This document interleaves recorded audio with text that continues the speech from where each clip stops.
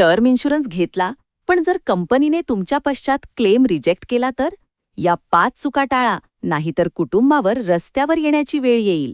पण विचार करा, जर दुर्दैवाने तुमच्या पश्चात इन्शुरन्स कंपनीने तुमच्या कुटुंबाला पैसे देण्यास नकार दिला, म्हणजे तुमचा क्लेम रिजेक्ट केला तर काय होईल? तुम्ही नसताना तुमची पत्नी, तुमची मुलं कंपनीचे उंबरठे झिजवत आहेत आणि त्यांना 1 रुपयाही मिळाला नाही. हा विचार करूनही अंगावर काटा येतो ना? हा कोणता काल्पनिक विचार नाहीये. भारतात दरवर्षी हजारो कुटुंबांचे क्लेम याच पद्धतीने रिजेक्ट होतात, कारण पॉलिसी घेताना त्यांनी 5 भयंकर चुका केलेल्या असतात. आज आपण त्याच 5 महाभयंकर चुका पाहणार आहोत, ज्या तुम्हाला टर्म इन्शुरन्स घेताना अजिबात करायच्या नाहीयेत, नाहीतर तुमचा टर्म प्लॅन फक्त एक कागदाचा तुकडा ठरेल. चूक नंबर 1, फक्त स्वस्थ प्रीमियम बघून पॉलिसी घेणे. लोक काय करतात, जिथे 200 रुपये वाचत आहेत त्या कंपनीचा प्लॅन डोळे झाकून घेतात. पण मित्रांनो, जो इन्शुरन्स स्वस्थ असतो त्याची क्लेम देण्याची पद्धत खूप किचकट असू शकते.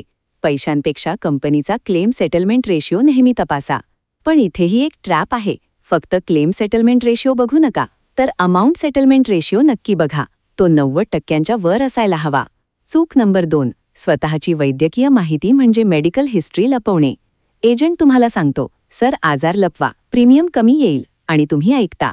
पण लक्षात ठेवा, जेव्हा मृत्यूचा क्लेम येतो तेव्हा इन्शुरन्स कंपनी सर्वात आधी तुमच्या जुन्या आजारांची चौकशी करते आणि आजार लपवला म्हणून थेट क्लेम रिजेक्ट करते. तुम्हाला बीपी आहे, शुगर आहे किंवा तुम्ही सिगारेट पिता, हे फॉर्ममध्ये स्पष्टपणे सांगा. 500 रुपये प्रीमियम जास्त गेला तरी चालेल, पण खोटं बोलू नका. चूक नंबर 3, इन्शुरन्स कव्हर खूप कमी घेणे.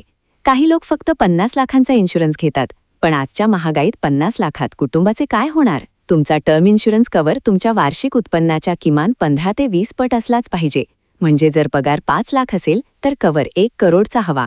चूक नंबर 4, रिटर्न ऑफ प्रीमियमच्या जाळ्यात अडकणे. लोक विचार करतात, मी जिवंत राहिलो तर माझे पैसे मला परत हवेत, आणि याच लालचेपोटी ते साध्या टर्म प्लॅनपेक्षा तिप्पट प्रीमियम भरतात. कंपनी तुम्हाला तुमचेच पैसे 20 वर्षांनी परत करते, ज्याची व्हॅल्यू महागाईमुळे शून्य झालेली असते. टर्म इन्शुरन्स हा फक्त कुटुंबाच्या सुरक्षेसाठी असतो, पैशांची वाढ करण्यासाठी नाही. पैसे परत मिळतील या लालचेत पडून स्वतःचे हजारो रुपये कमिशनमध्ये वाया घालवू नका. चूक नंबर 5, रायडर्सकडे पूर्णपणे दुर्लक्ष करणे. टर्म प्लॅनसोबत काही महत्त्वाचे रायडर्स मिळतात, जे तुमच्या सुरक्षेची भिंत आणखी मजबूत करतात. जसे की क्रिटिकल इलनेस रायडर. जर तुम्हाला कॅन्सर किंवा हार्ट अटॅकसारखा मोठा आजार झाला तर उपचारासाठी कंपनी तुम्हाला मोठी रक्कम देते. तसेच ॲक्सिडेंटल डेथ बेनिफिट. जर अपघात झाला तर कुटुंबाला बेसिक कव्हरच्या दुप्पट रक्कम मिळते. हे रायडर्स अगदी कमी पैशात खूप मोठा फायदा देतात. आता तुम्हाला प्रश्न पडला असेल की मग योग्य टर्म इन्शुरन्स स्वतःच्या हाताने कसा निवडायचा? एजंटला न विचारता ऑनलाईन पॉलिसी कशी घ्यायची? सगळ्यात आधी 3 ते 4 टॉप इन्शुरन्स कंपन्यांची तुलना करा. यासाठी तुम्ही पॉलिसी बाजार किंवा इतर ऑनलाईन पोर्टल्सचा वापर अत्यंत सहजपणे करू शकता. नेहमी मॅरिड वुमन प्रॉपर्टी ॲक्ट म्हणजेच MWP ॲक्ट अंतर्गत तुमची पॉलिसी घ्या. याचा फायदा काय? हा शेअर मार्केट आणि फायनान्समधला एक मोठा मास्टर स्ट्रोक आहे. जर तुम्ही उद्या कर्जात बुडालात तरीही तुमच्या टर्म इन्शुरन्सचे पैसे बँक किंवा सरकार जप्त करू शकत नाही. ते पैसे फक्त आणि फक्त तुमच्या पत्नीलाच मिळतील. ऑनलाईन पॉलिसी घेतल्यास तुम्हाला एजंटचे कमिशन द्यावे लागत नाही. त्यामुळे तुमचा प्रीमियम 5 ते 10% कमी होतो आणि थेट कंपनीशी संपर्क राहतो. पॉलिसी घेताना नेहमी स्वतःचा मेडिकल चेकअप करूनच घ्या. टेलिमेडिकल किंवा फोनवर माहिती देण्यापेक्षा रक्ताची चाचणी केलेली कधीही उत्तम. क्लेमच्या वेळी अडचण येत नाही. आणि फॉर्म भरताना तुमची माहिती स्वतः भरा. एजंटला फॉर्म भरू देऊ नका. स्पेलिंग मिस्टेक किंवा चुकीची माहिती भविष्यात तुमच्या कुटुंबाला महागात पडू शकते. मित्रांनो, टर्म इन्शुरन्स हा मृत्यूचा व्यापार नाहीये, तर ती तुमच्या अनुपस्थितीत तुमच्या कुटुंबाला दिलेलं एक भक्कम आर्थिक स्वातंत्र्य आणि प्रेमाची हमी आहे. आज तुम्ही आहात म्हणून घराचे हप्ते, मुलांच्या शाळेची फी आणि घरातील जेवण सगळं व्यवस्थित सुरू आहे. पण उद्या तुम्ही नसताना काय? तुमच्या कुटुंबाने फक्त तुमच्या जाण्याचं दुःख करावं. पैशांसाठी त्यांना नातेवाईकांसमोर किंवा समाजासमोर हात पसरण्याची कधीच वेळ येऊ नये.